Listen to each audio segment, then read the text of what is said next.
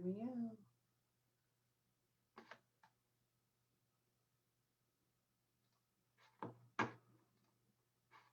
Good morning, everyone. My name is Julie Samuel Westman, and it's my pleasure to welcome you here this morning. For those of you that are here with us on the Zoom call and those joining us on Facebook Live or maybe watching this back later, happy Sunday, everyone.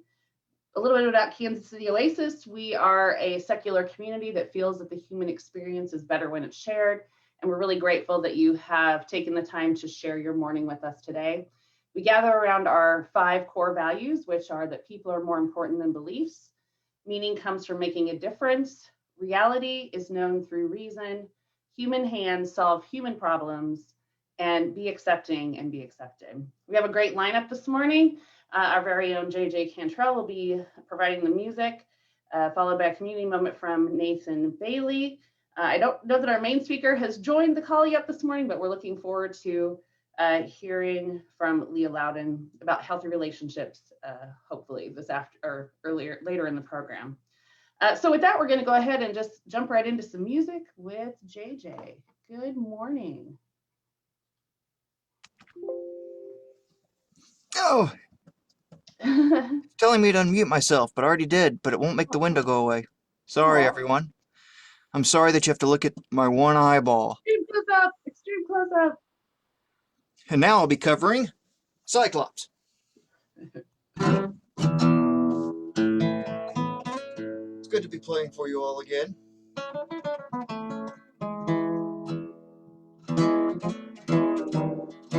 Nathan, please calm down. You're too excited for this morning. We all know you are peppy in your step on Sunday morning. Oh, Nathan, you are chipper. It's like you just learned about the Big Dipper. Oh, good morning, Oasis.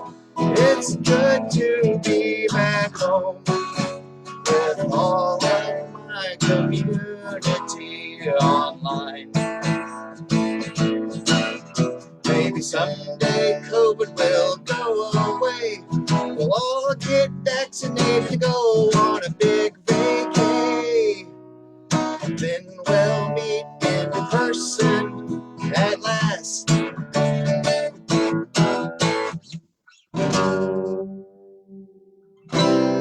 The shoulder that I lean on was carved out of stone. For when I'm done freezing, I want to be alone.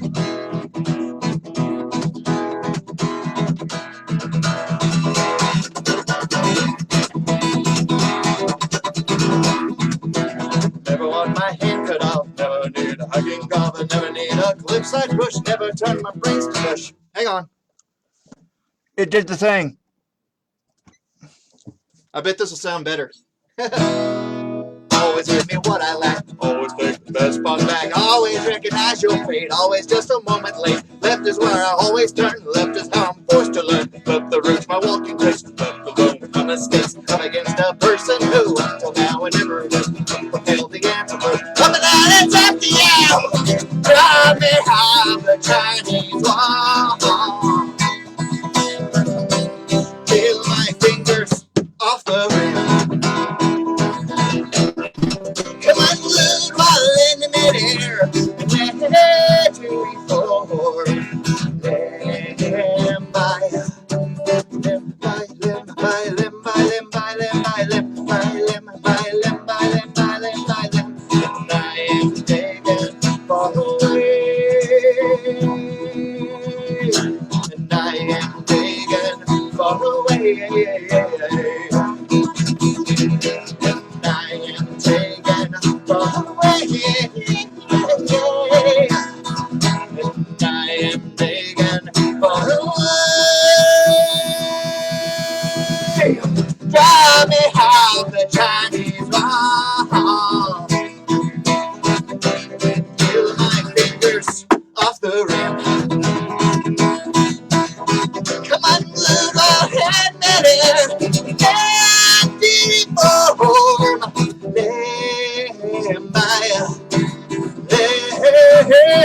high.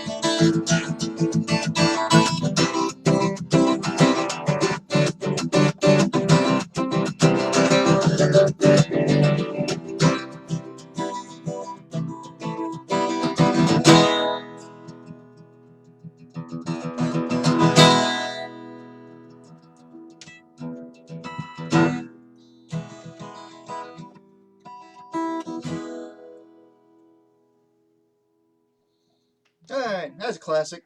I'll do one more and then I'll get out your hair. Hope it sounds better. I had to click a button.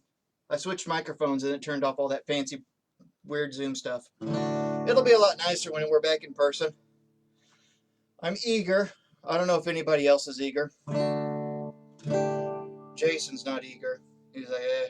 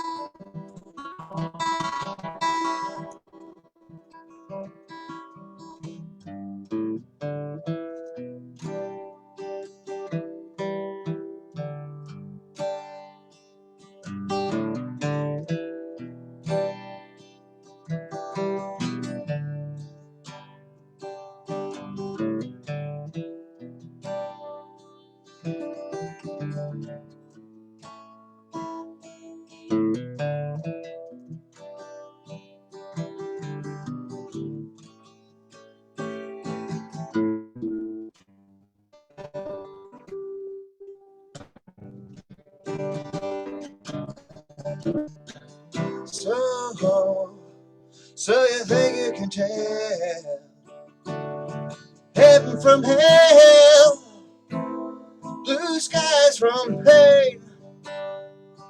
Can you tell a green field from a cold steel rail? Smile from a veil. Do you think you can tell?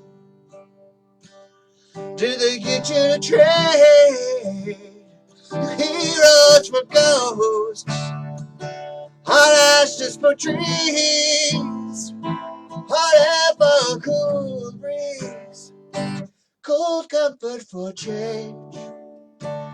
Did you exchange your walk-on part in the wall for lead role in the cage?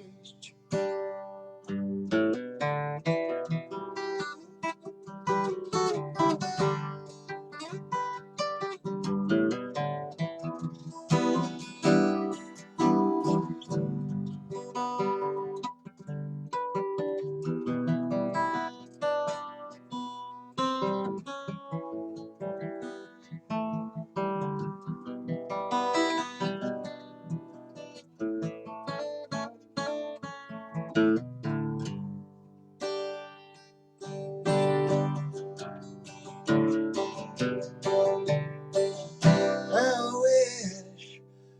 wish you were here. We're just two lost souls swimming in a fishbowl, year after year, running over the same old ground. Have we found the same old fears? Wish you were here.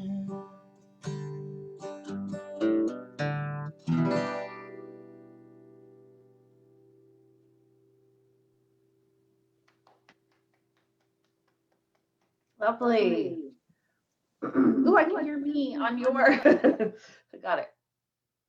Thank you so much, Jay. That was fantastic. It's lovely to see you. I think I might have missed the last time you played, so I'm happy to be here. I'm a little froggy this morning, everybody, but I think it'll be okay. All right, so we're gonna move right into the next section of our program. Oh, I do actually have a couple of announcements.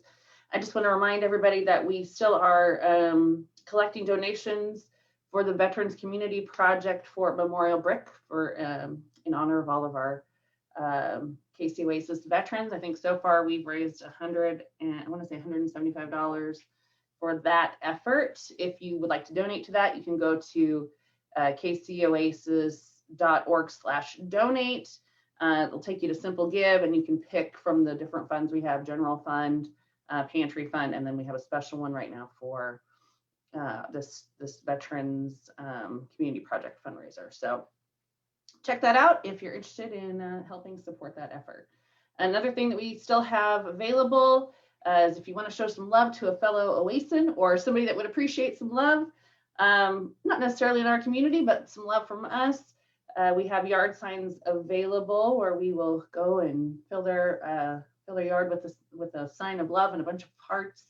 And you can contact Sarah Gielen if you're interested in having that done for someone. Turning to celebrations, the only celebration I saw on Facebook that I want to mention is that it's Lauren Crumb's birthday on the 13th, so maybe reach out to her with some happy birthdays virtually. If anybody else has any celebrations, you can put them in the chat or let me know at some point and we'll get that announced before this morning is over.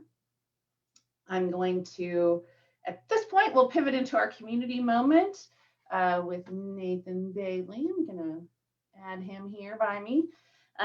Here's what you need to know about Nathan. If he had 3 words to describe himself, they would be self-deprecating, friendly, and nerdy, which I don't, I like nerdy as not a pejorative, but as a positive statement. I think that's good.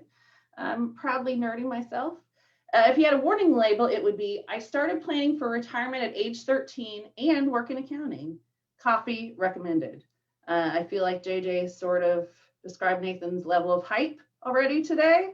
So we're going to turn it over to you, Nathan. Welcome. Thanks. Oh, there we go. Mute myself. There we go. Can everybody hear me? Yes? Yes? Okay, good.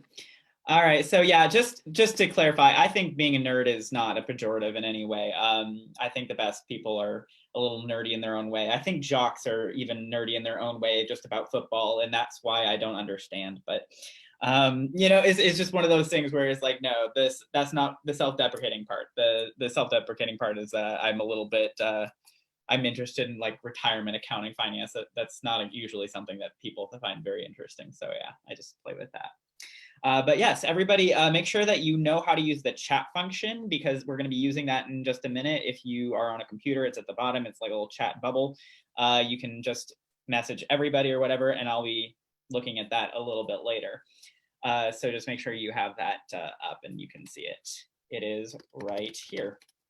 So basically what I wanted to talk a little bit today about stigma and how people perpetuate it. And basically, nobody's raised to be like, oh, women should be are inferior, or gay people are trying to destroy the nation, or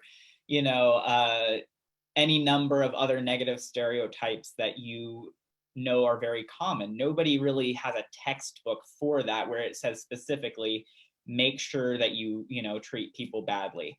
That's not really how stigma is perpetuated. So I wanted to go a little bit into what it is for people and what it isn't. And as I was kind of coming together with this, I kind of realized it was a little bit boring, or at least not very as fun as I wanted it to be. So we're gonna change it a little bit. It's still gonna be a little bit about that, but I wanted to focus a lot on the softer things, because in reality, a lot of the way that stigmas get perpetuated, again, isn't a book. It's done through just the way people say things. And kids, we all pick up on those as children very easily, and our parents or people around us may not even realize that they're perpetuating a stereotype. I talked to one guy, and he was saying, the MLB was being really Jewish about something, and I'm like, what do you mean by Jewish? How could the MLB be Jewish? And he's like, well, Jewish, and he just repeats it as if I know what he's talking about. I'm like, I don't know what you're talking about. What? Please explain. He's like, and basically he was saying they were being greedy. And I legitimately don't think this guy realized that he was perpetuating a stereotype. It just did not cross his brain. And so it kind of occurred to me, I'm like, a lot of, maybe there's some things that people do that they don't realize are perpetuating stigma. I didn't realize that the word gypping somebody off, I didn't realize that was related to gypsies. And I don't know any gypsies, so hopefully I never said it around someone, but I did not even make the connection in my brain that those were things that were connected. So I wanted to go over a couple things in a fun way that kind of helps us analyze the things we say, have a little more emotional intelligence maybe, or at least practice it together, which is going to be a little bit fun. And I found, at least myself, in my journey over the last couple of years of coming out as a man's man, as it were, that some of the surprising homophobia that I've encountered is actually from people that are actually openly and completely supportive. And so they're the people that there are some people who I knew would say really awful things to me, and they did. And then there were some people that supported me, and they still said some pretty awful things. So we're just, like I said, we're going to just go over some things just to kind of make this fun. And this is where it gets a little interactive. So I'm going to go over some things that people might say to you. And I'm going to be coming from my experience as a man's man. And some of these things I've actually had people say to me, and again, friends, people who are supportive. So we're going to do that. And then we're going to come up with some hilarious answers. I'll give you an example, and then we're going to talk about why these questions kind of aren't a good thing to say. So I'll give you an example. So you don't strike me as gay. And my funny response would be, well, not yet, I haven't struck you, but and the problem is with this kind of thing is it's kind of like, well, I mean, what do you mean? What kind of gay, you're kind of saying, well, all gay people are kind of a certain way, either super effeminate or they have a lot of feminine kind of gesturing, or maybe their voice tone is a lot higher. And it's kind of maybe just not a good thing to perpetuate this, okay, if you're gay, you should be a certain way, or I would, that kind of thing. It's just kind of maybe stay away from that one. It's maybe I didn't know would be a better way of saying that, hey, I didn't know that, I would never have suspected, or that kind of thing. So we're going to go with another phrase, and everybody get ready to type. You're going to give a funny response or a serious response, or you can say why you think it's problematic, and any of those are fine. I'll read some out. So someone comes up to you and you are telling them that you're gay, and they say, oh my goodness, really? I love Ellen DeGeneres.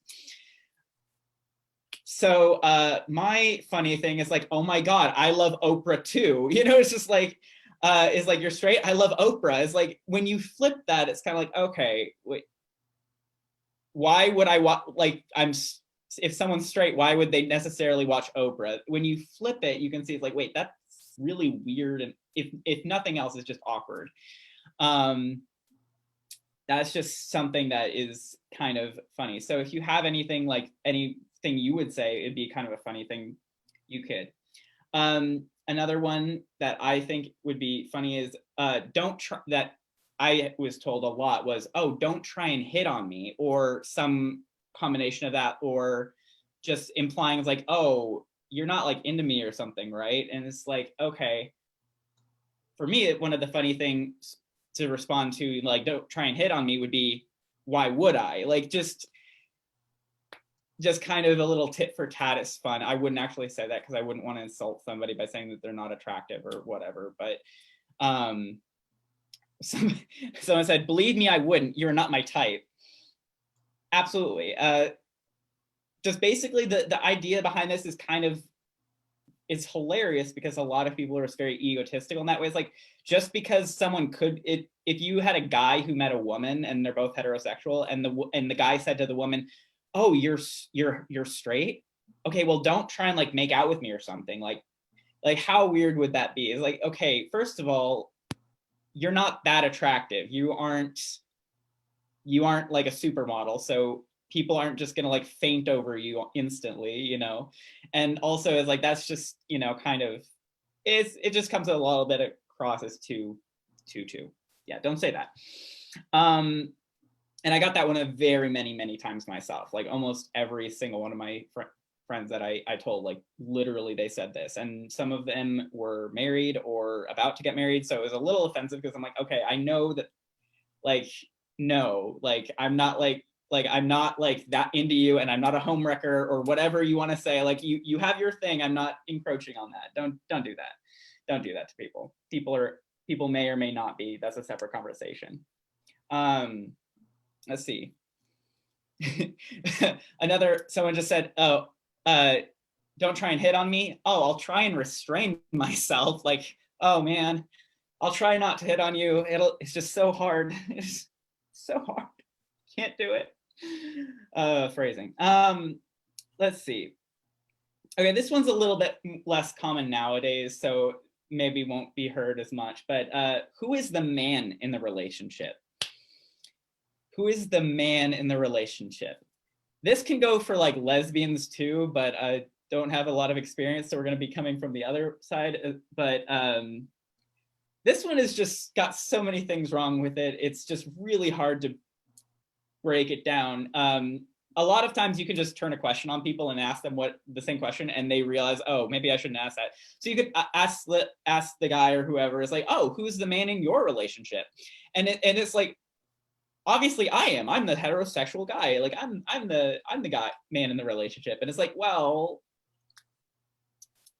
yeah. But yeah, who wears the pants? Like, who wears the pants in your relationship? Or, you know, it's like, who is the man and who is the other man? You know, it's just like, there's so many things wrong with it. And let's analyze this a little bit for fun. This question, man is kind of doing a lot of heavy lifting. It's implying that for gay couples, like one of you isn't a man.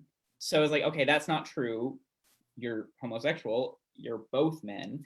If you're lesbians, it's like, well, okay, neither one. So if that's the case, it's maybe generous to be like, okay, that's not what they mean. In which case they're saying like, okay, are you talking about like this? Like, what do you mean? Like, that is so inappropriate. Like, to ask somebody like, just, oh, really? What's your favorite sex position? Is like, there are not many people in life that I would ever even consider, like, no, just no, if that's what you're talking about, like, no, we're not, no, we're not doing this. Or if you mean by who is the man in the relationship, that's a sexist and a homophobic trope.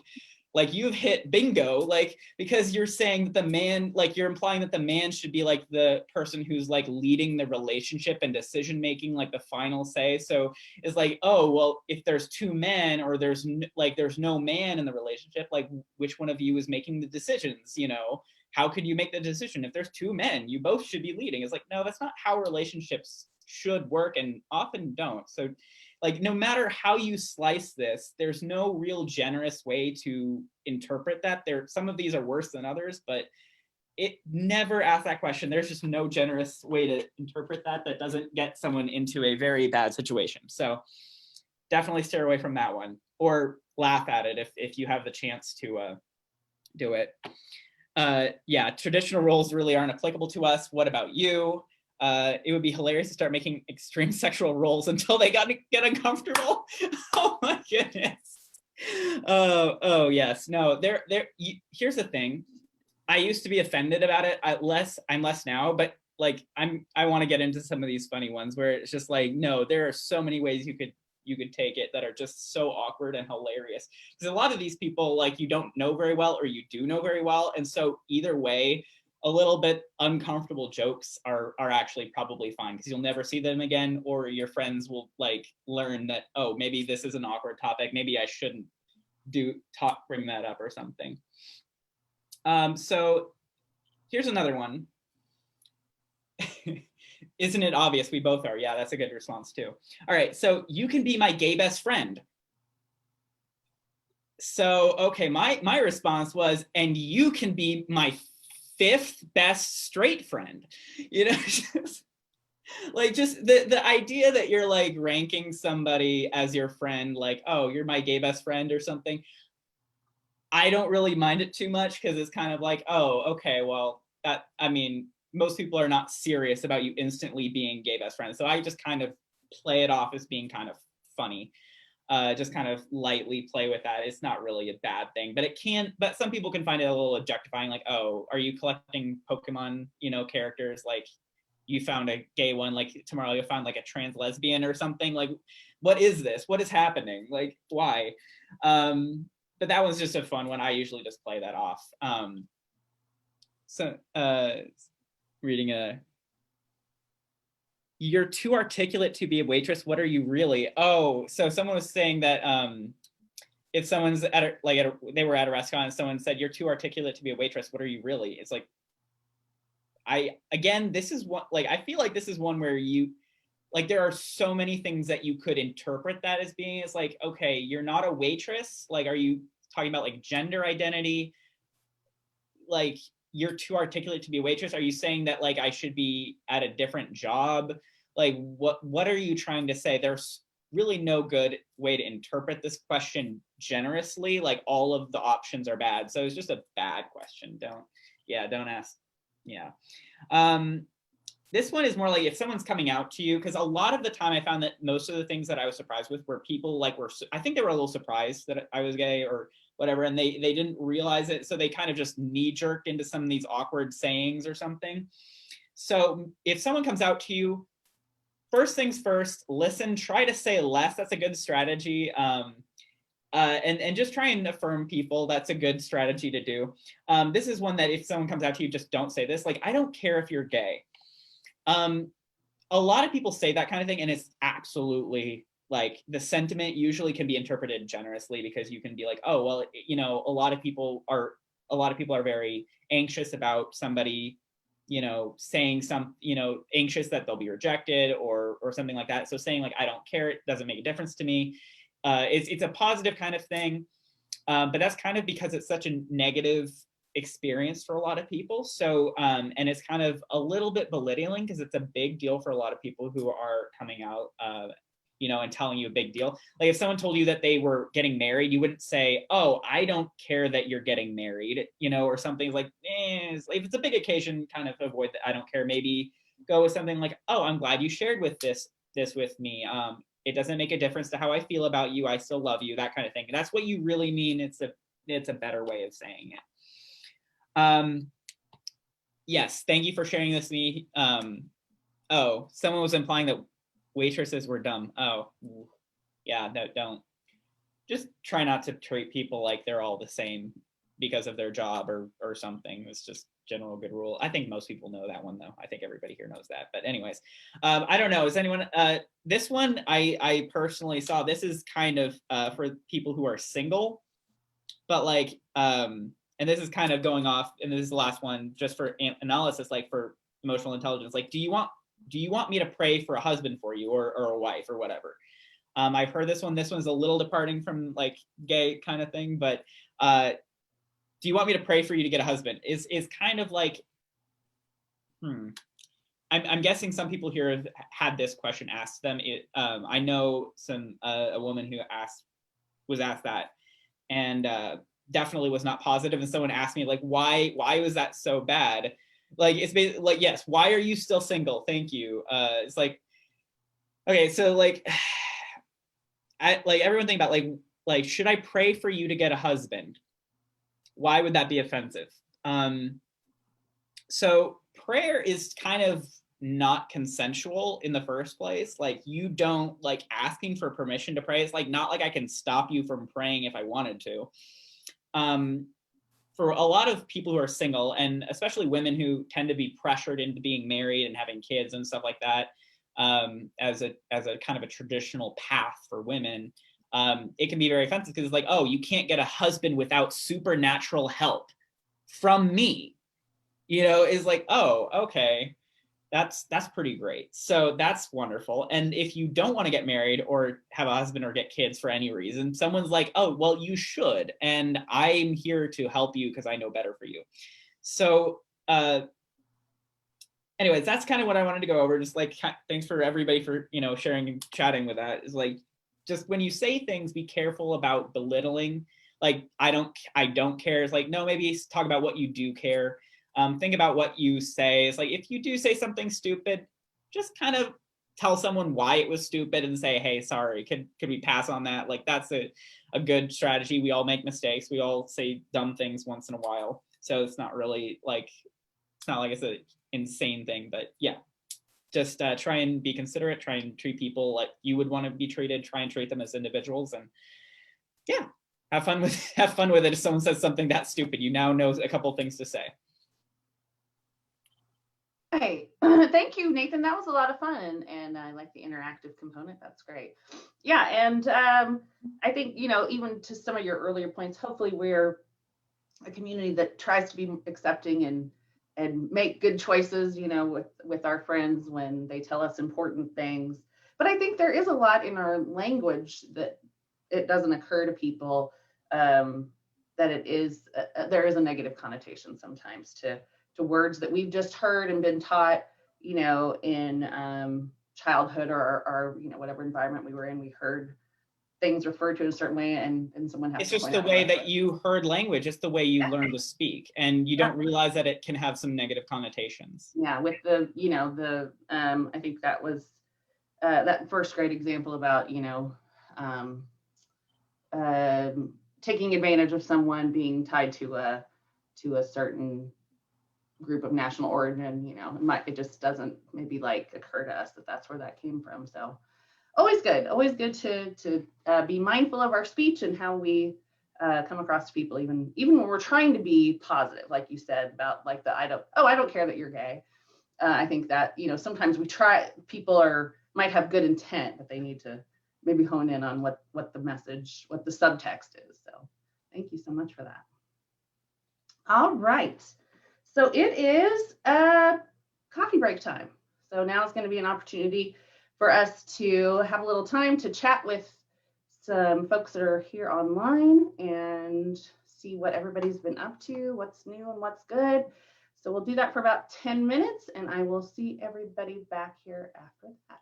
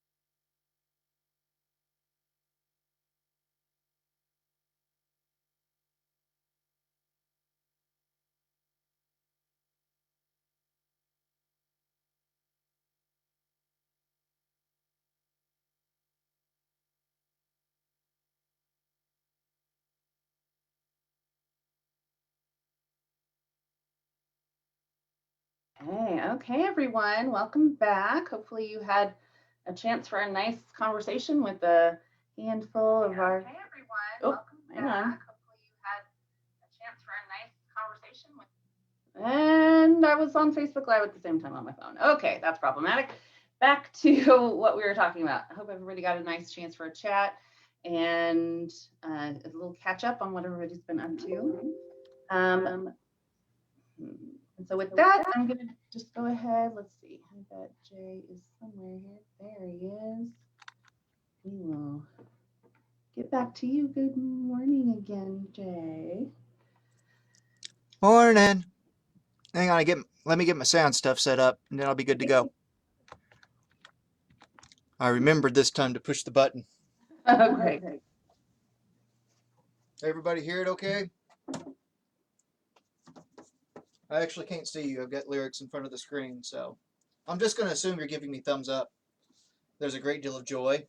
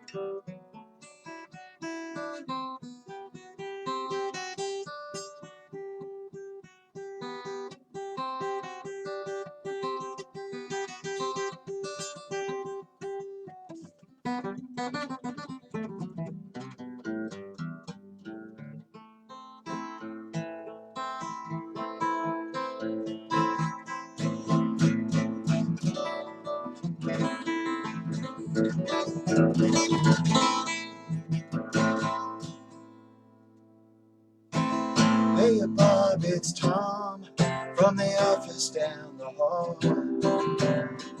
Good to see you, buddy. How have you been?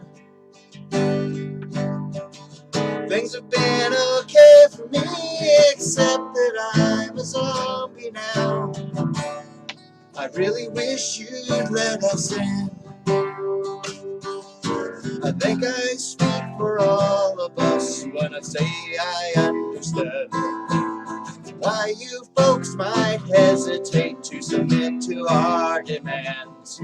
But here's an FYI, you're all gonna die screaming. All we wanna do is eat your brains.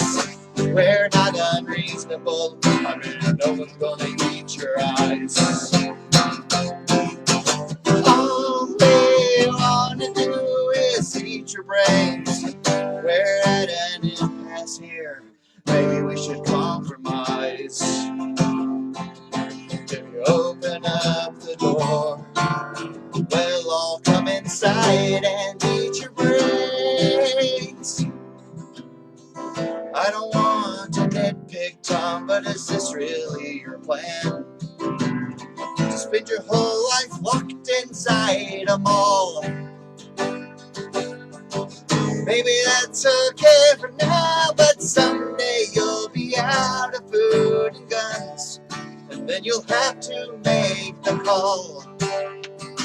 I'm not surprised to see you haven't thought it through enough.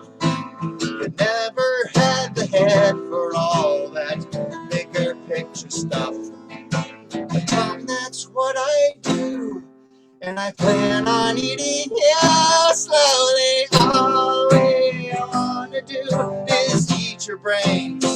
We're not unreasonable. I mean, no one's gonna eat your eyes.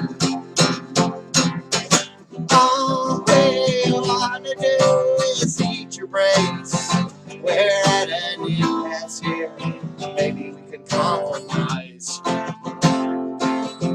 If you open up the door, we'll all come inside and eat your brains. I'd like to help you, Tom, in any way I can. I sure appreciate the way you're working with me. I'm not a monster, Tom. Well, technically I am. tonight.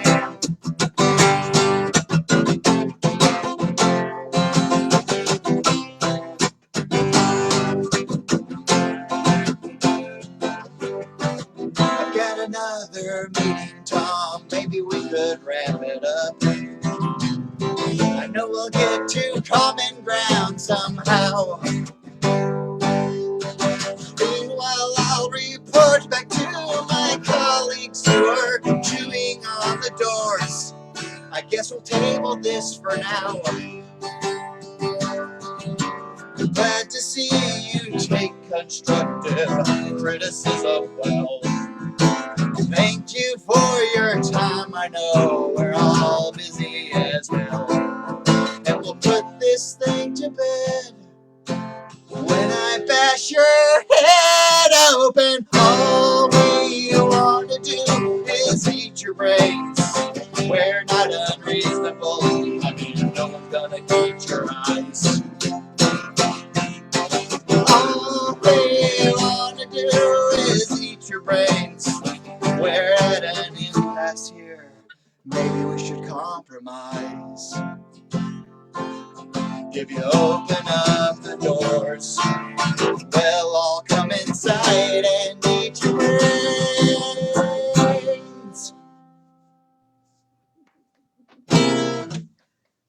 I feel like I need to have 2 hands on my brain real quick. I need all the brains left I can get. Thank you, Jay. That was so much fun. All right. So let's go back over here. Do this. We're gonna find Leah real quick. Well, I say that. Just 1 second, everybody. So sorry. Oh, there she is. There she is. Good morning. It's my pleasure at this time to welcome our featured speaker this morning, Leah Loudon. She is the program manager for ShowMe Healthy Relationships. And in partnership with the University of Missouri, this program helps single people achieve their goals in romantic relationships, family, and marriage through building relationship skills. Leah has worked for Cornerstones of Care for 8 years. She has 4 children of her own, is married, and loves gardening and other outdoor activities. Leah is excited for the opportunity to speak to our community today in hopes of getting this valuable information out to those who would benefit from learning more about themselves, effective communication skills, and how to determine if a relationship is safe and healthy. So without any further ado, let's give a warm Oasis welcome to Leah Loudon. Thank you. Thank you. I really appreciate being able to come and speak with you all. I know that this is a wonderful organization of like-minded people. I used to work with Lisa Phillips, and she would talk about Oasis. So when I took this position, which was fairly recent, and told that I needed to go out into the community and spread the word about our classes and find community partners. This is one of the first places that I thought of. I appreciate what you all do and why you're all here. So just let me say that. Show Me Healthy Relationships is actually funded by the Department of Health and Human Services. Our program is through a partnership through the University of Missouri, who kind of helps to gather, information about this to make sure that we are reaching our target audience and that what we're teaching is effective. We are basically offering free classes to singles to help them learn better communication, better relationship skills, as in the introduction, how to know whether or not a relationship is safe. And our goal is to help people reach their goals of healthy, stable, loving relationships, whatever that looks like. I love this curriculum because it really is for everyone, whether you're straight, gay, in a relationship, or single. We are kind of particular about how we define single in some ways. It's for anybody who's either not in a romantic relationship or in a romantic relationship that's not committed, or in a relationship that they're looking to get out of because they've decided that it's not right for them. So we are hoping to offer support for that particular type of person. We do a screening just to make sure that a person's goals and what we offer align.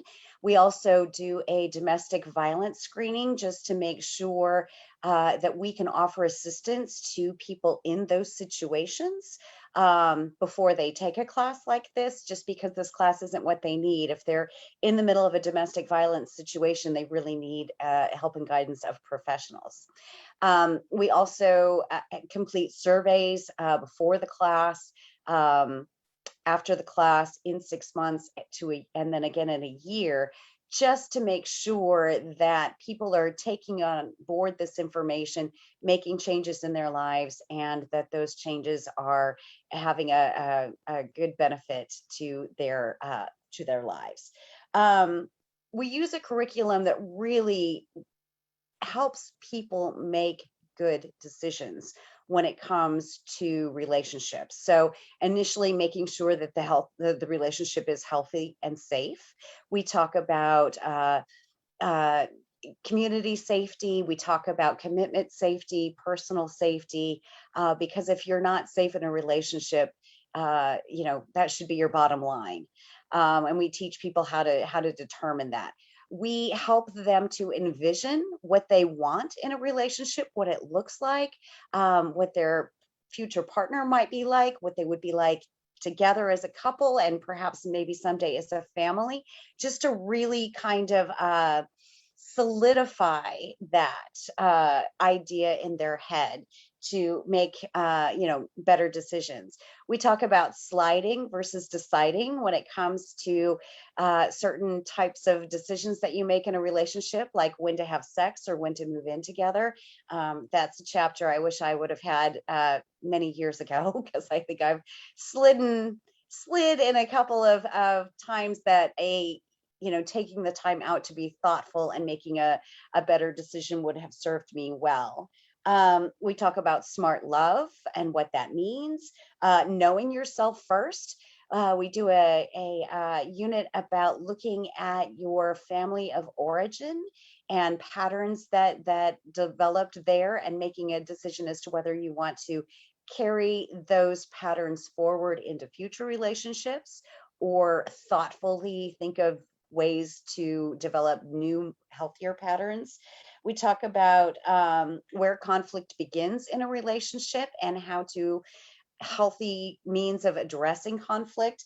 We give people some really specific communication techniques that really help to have meaningful conversations, even if there's been conflict, and to really be heard.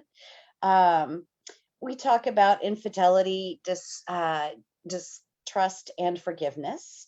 And we talk about why all of this matters to children that are either present in relationships presently or in the future, and how, when there's when a couple is struggling, it not only affects them, but it also causes children to struggle in their own lives. We talk about commitment and what that means. We talk about step families and co-parenting, even though that isn't everyone's situation now, it very well could be.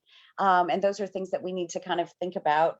And then making tough decisions. What if you get to this point in the class and you've looked at the relationship that you're in and decided it's not really that safe, or you've tried some of the communication techniques and you're just not able to get your partner to get on board and get on the same page with how you would like to move forward. We kind of help offer guidance and support as people leave the relationship. This is a program that's more than just teaching relationship skills. We also keep in contact with our participants for up to a year, just to see if they need any resources from the community that we might offer. During our initial assessment, we assess whether they have any sort of need that we might be able to help with, access to childcare, access to safe, homes, access to, therapists. We also offer incentives if they're, not able to, when we have classes live and in person together in a room, we give bus passes to people who need that. We also provide childcare when we're doing live classes, so that people are able to attend without distractions. For the foreseeable future, all of our classes are going to be done via Zoom for the safety of our participants. So that's actually been a handy and way to do this, because there can be toddlers bouncing around in the background, and we're fine with that. It's easier to log on to a meeting than it is to drive across town. So that's been kind of fun. It has its own challenges. This is a 8-week class held once a week for 2 hours at a time. So we do ask our participants to be able to commit to, all 8 weeks, but of course we know life gets in the way, so we offer makeup classes in between. We also offer gift card incentives for people because this program is constantly being assessed. So we offer gift cards to complete it, and also to do the surveys that we do, before the class starts and after. What else do I want to tell you? This is a great opportunity for people who have struggled with relationships in the past, to kind of help give them guidance and support in making better choices and moving forward into healthier relationships going forward. And I'm so pleased to be a part of this. A lot of it is preventative. At the end of the day, we are looking to prevent domestic violence. We're looking to prevent children coming into the foster care system because of homes that are unstable, and maybe that due to problems between families. So I love being a part of something that is helping people and creating a health and safe community, which is what Cornerstones of Care is all about.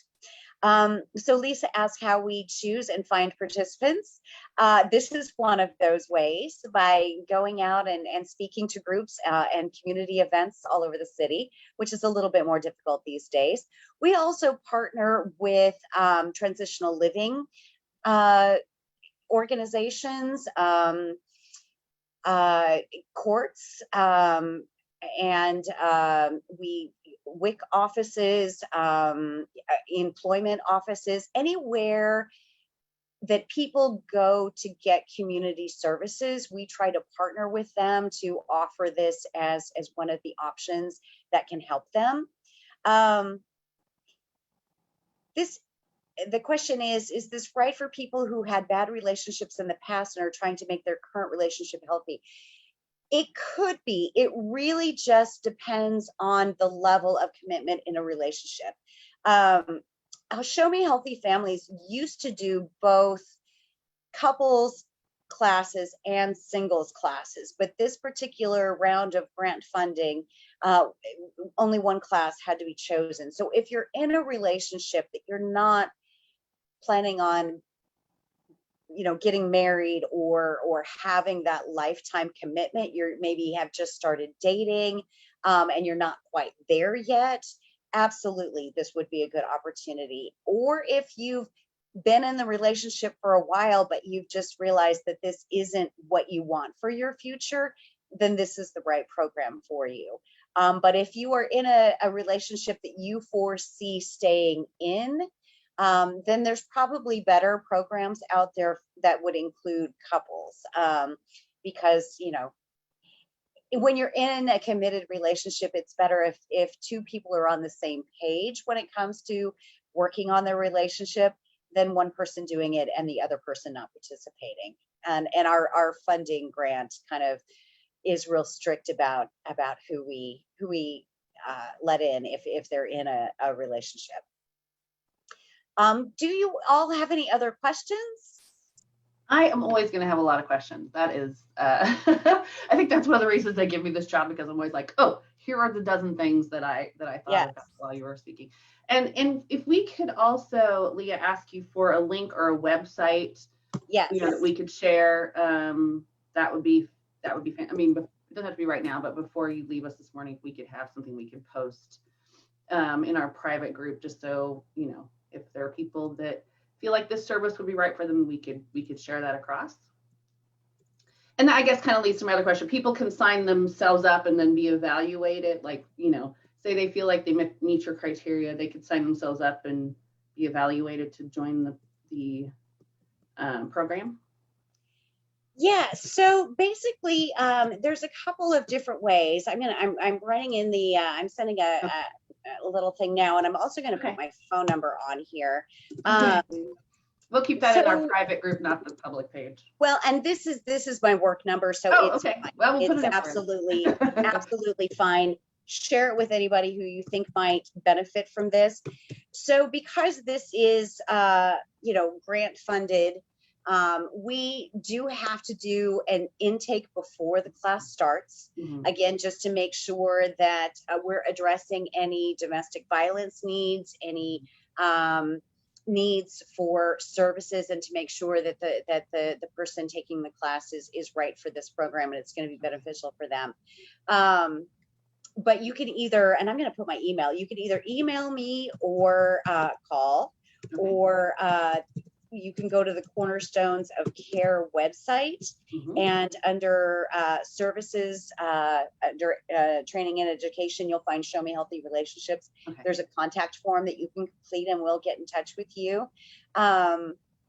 But really, we're just looking to spread the word for this valuable education, because it really, I'm 20 years in a committed relationship and have learned so many things that are helpful in the relationship that I'm in. And I look back at relationships that I've had in the past and think, this would have been helpful to know back then. The other way you can help, because someday I'm hoping that we're going to be able to do in-person classes, is we always need volunteers to do child care, because we never want that to be an obstacle for people to take our class. Now, the thing about doing childcare for this organization is that you would have to be background checked, because we're, we work with foster kids in Cornerstones of Care, and so we're always uber careful, but that doesn't take long. So if this is something you foresee yourself doing down the line, we pay for the background checks, and we can get you background checked and on a list ready to go, if that's something that is helpful to you. We also, that's our policy for any of our volunteers that work in our childcare room. So we have, I know we have a slate of background checked childcare volunteers, so that might be a really good fit for somebody looking for a volunteer opportunity. So I have, here's another question from someone in the community, and maybe you've run across this or not, but how often are ethically non-monogamous couples represented in the program? Is that something that you deal with? I'm sorry, ethically not polyamorous relationship? Right. So you know what? Here's the thing about this particular curriculum that I love. We don't talk about what your relationship is supposed to look like. We just give you support and guidance for making decisions that are right for you. So there's no judgment in what you decide is right for you. We support whatever you want to do. We just want to make sure that you're armed with the knowledge to be able to make thoughtful decisions about what's good for you and what you're looking for, in a relationship. Whether that be marriage, whether that be just a committed relationship, whether that involves two people or however many people you choose, and whether it's a hetero or not, we're not. And as a matter of fact, we've been reaching out to a lot of LGBTQ communities, because one of the other things that we offer are closed classes. So if there's enough people in an organization that want to do this class together, we're more than happy to just do it for them. So we were thinking it would be really beneficial and a lot of fun to do an LGBTQ only class, because I think that that would really make them feel comfortable and open about, talking about their own relationships. We're also working with some domestic violence shelters to do some closed classes for their clients who have completed their program, gotten, stable housing, and are thinking about moving on to the next step. So yeah, absolutely. There have been other organizations and churches that have offered space and childcare for us to do a closed class with them, and we are happy to do that as well. Yeah, we are on the hunt for our new permanent home. We are cautiously optimistic that hopefully by fall we will be rehomed in a new permanent Oasis home. And I feel a partnership building here. Yes. This is a great program. And maybe you can give me your perspective on this. I wonder, this is just a question that came to my mind. Do you think the fact that we live in a more sort of traditional area of the country as far as gender roles and what you were talking about how people have been raised and how their relationships have gone. I mean, to me, this seems like a great location to have this sort of program. I feel like it's very progressive for the state of Missouri to be sponsoring something like this, because I feel like, sometimes with those very traditional gender roles still enforced in a lot of places, it's not something people talk about. What do you think about that? Absolutely. I mean, roles are one of the biggest things that cause conflict in a relationship, roles and expectations, which is absolutely something that we talk about. Because in any relationship, when you've got more than one person has experienced gender roles and what they do differently than the other. And we don't always sit down and talk about that. Especially when, you're bringing children into the relationship. Who's going to be doing the late night feedings? Who's going to be doing the dishes while I'm resting because I did the late night feedings? So we do talk about roles quite a bit, and identifying how you want to move forward with roles, not just succumbing to the traditional roles that we've always known about. We talk a lot about how, media, television, movies affect how we view relationships and our expectations in a relationship and roles. So we really do invite people to roll these things around in their mind and come to their own conclusions as to what works well for them and what they are seeking. And invite them to have conversations with potential partners to make sure that their visions align and their expectations align, and that they're speaking about those things, because we don't talk about that enough. Yeah, and I'm always again cautiously optimistic is one of my default settings, but I just think it's great that we're starting to live in a society that focuses on these sorts of things, whereas we might have had parents and grandparents that were married for 50 years but were miserable every day of their lives, right? Because there wasn't open dialogue regarding how I feel about the fact that you just leave your socks on the floor, or whatever. It could be something very simple, but it was not anything that people were willing to talk about. They just, head down, we just do what we do, as opposed to, really spending the time thinking about how they feel and what that looks, looking forward looking. Oh, absolutely. I missed a question. Oh, I'm sorry. I missed a question. Is there an age requirement? Yeah, so these classes are for people 18 and older. Okay. Yeah, we actually use classes for teenage boys and girls as well. But this one, and as old as you are is the upper age limit. Okay, great.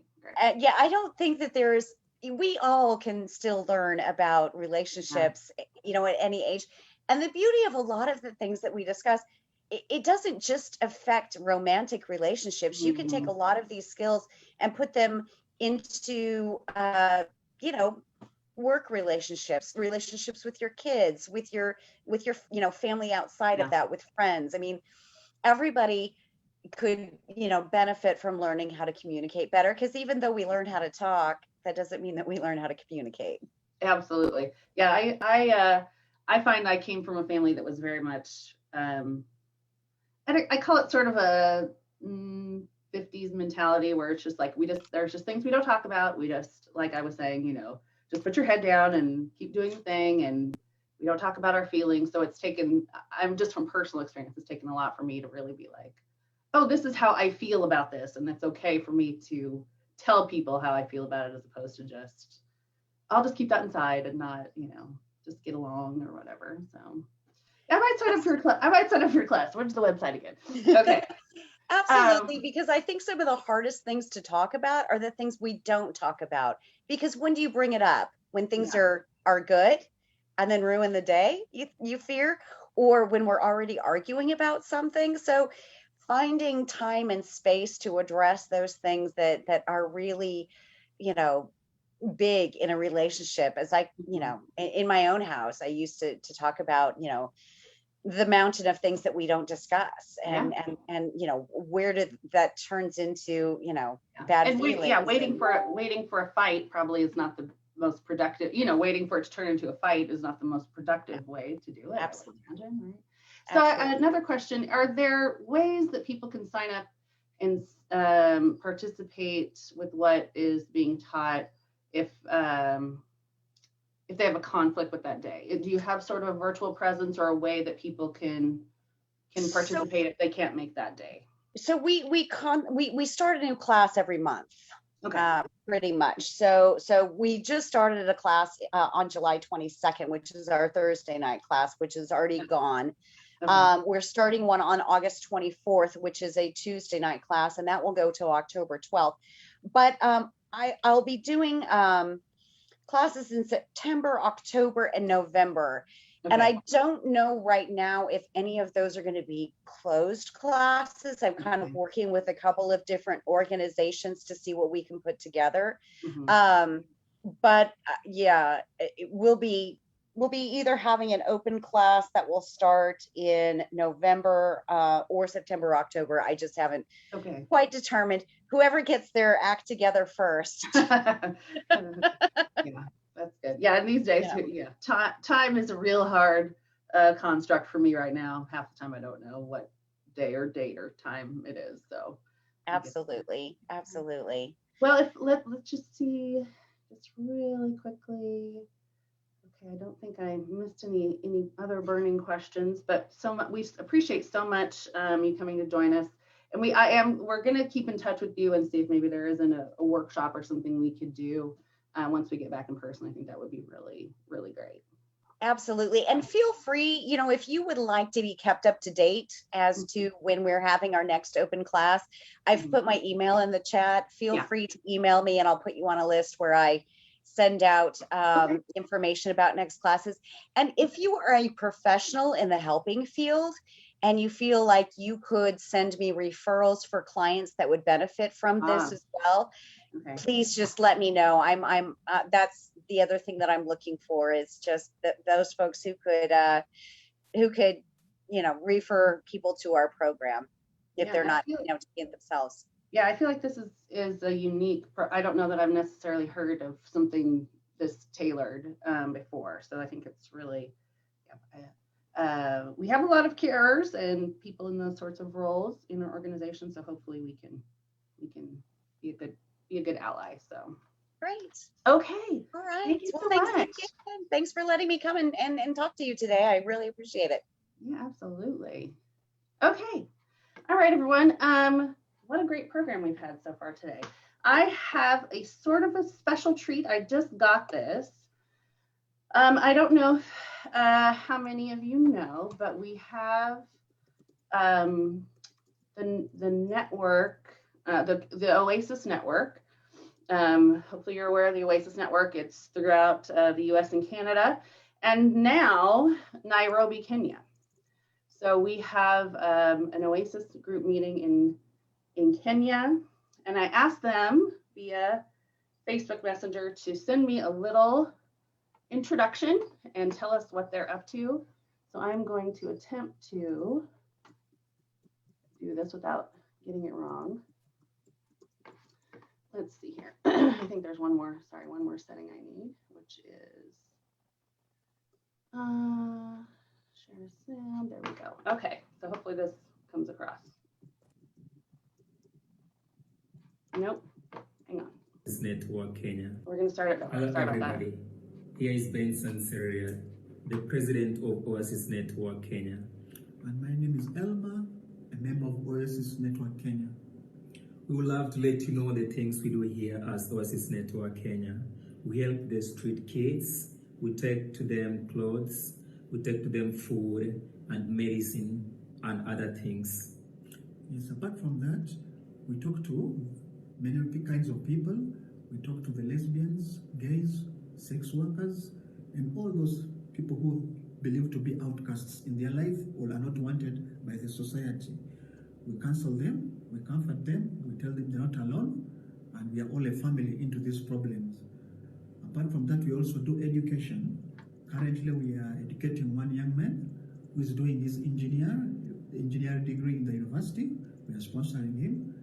And also, we have one of our members, a lady, who joined us but faced problems from her family. She's called Renee. She was sacked because she embraced atheism and is a free mind. So she had no place to stay, and the good members of the OSIS came up with something, an idea, and got her a hostel where she's staying currently. But also she qualified to go to the university, but the problem is she has no finances or someone to support her to continue that further studies. To us, she's a blessing because studying law, she's going to study law. As she will finish her law degree, definitely the OSIS and the atheists in Kenya will be protected because she's a member. Yes. So we are fighting very hard to see that we get some finances to educate her to finish that degree and to pursue that degree so that we can have her in our team as a useful person. So we know that maybe with the help of all brothers worldwide and sisters, Sister Renee will do this education of law and will be very, very safe. Also, apart from that, putting that aside, we also go to hospitals, talk to people, comfort them, give them hope. Those also who have lost their loved ones, we comfort them and talk to them, give them a universal word of hope, it's love, and tell them all is not lost in life. Everything has a beginning. So, apart from doing all those humanitarian things, we do counseling. We meet also the religious people, talk to them, share ideas, see their views, and tell them about our views in order to make Kenya a better place to stay. And not only Kenya, the entire Africa and the entire world. That's why we are OSIS family and OSIS Kenya. Thank you. Okay, well, I was really, really grateful to get that from Benson and Elmer so they can kind of share with us what they're up to there in Nairobi, how they are creating a safe space for humanists, for the non-religious, members of the LGBT community, and also they are looking for some financial support. So probably coming soon, we'll likely have a fund where we can help support Nairobi Oasis in their efforts to to open a dialogue there for the non-religious. And as I imagine, that is not a little bit of an uphill battle they have there. So I just wanted to share that with you, and I hope you found that as heartwarming as I did when they sent it to me. Whew, okay, so with that, just a reminder that all OASIs worldwide are 501c3 nonprofits, or whatever the designation is in their country. that are volunteer staffed and donation funded. Our program is part of that educational, informational and motivational program that we offer. It's what we were designed for, to build community and to really, do what we can to share a message of acceptance and also a safe space for people. If you appreciate what you've seen and heard, please consider making a donation. You can go to kansascityoasis.org and /donate, and that will direct you to our Simple Give program for donations. And with that, it is my pleasure to turn it back to my good buddy, JJ. All right. Oh, it's going to be one of these? It's going to be one of these, right on. All right, it's going to be all Slipknot all day. All right on. That's not true. I don't know any Slipknot, but there's a couple I'd like to learn.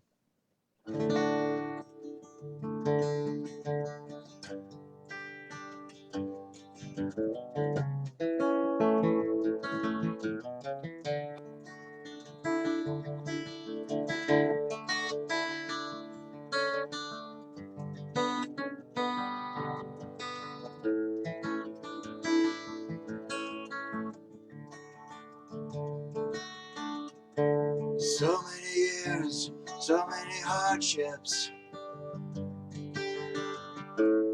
so many laughs, so many tears, so many things to remember, 'cause they had 50 years. Now the kids, they got their own kids, their own kids have grown. She told him not to worry, said he'd be fine when she was gone. He walks down to the ocean, bends to touch the water, kneels to pray, writes her name in the sand.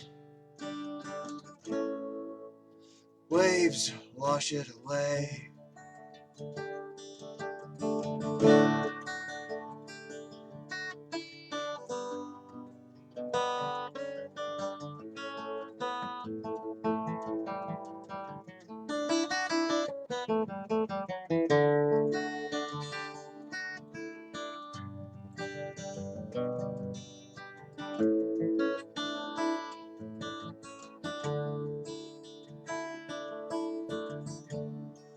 There are seagulls circling shrimp boats that turn inside the bay. There's an emptiness inside that never goes away. He walks down to the ocean, bends to touch the water, kneels to pray. He writes her name in the sand. The waves wash it away.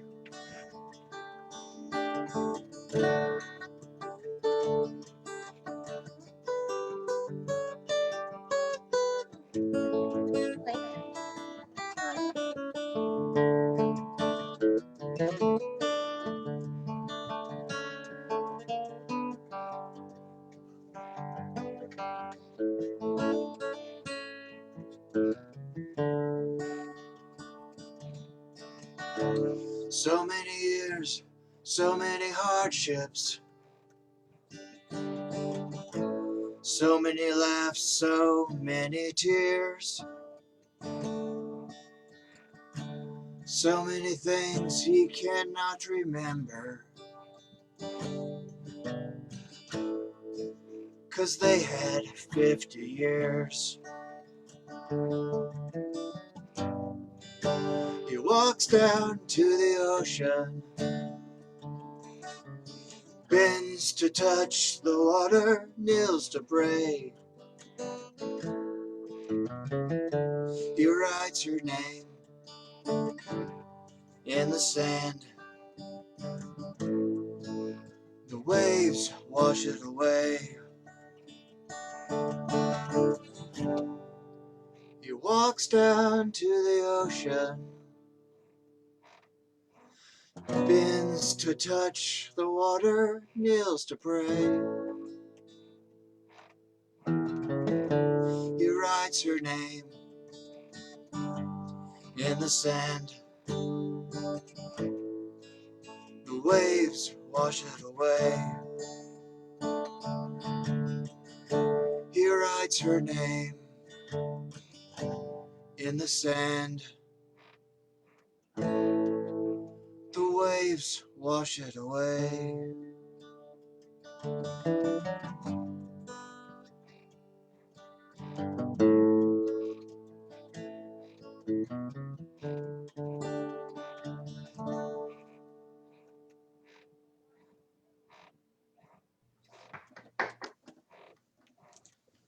Thank you so much.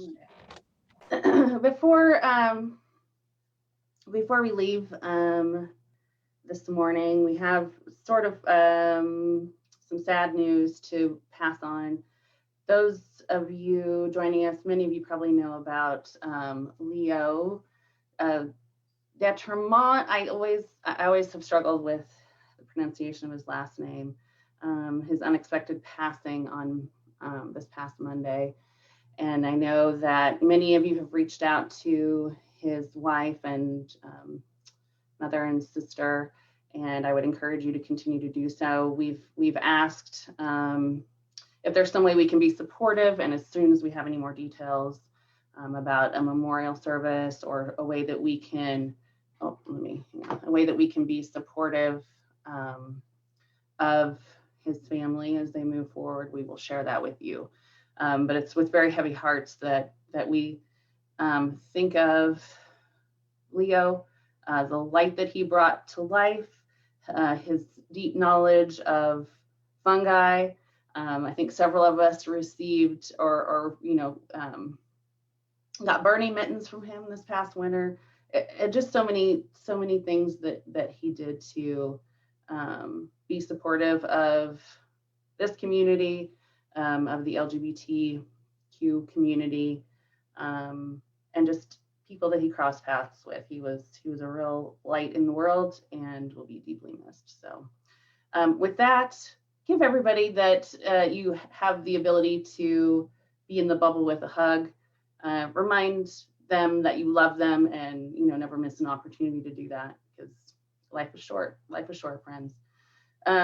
With that, I love all of you. Thank you so much for joining me this morning, and we will see you back here again next week. Thanks so much.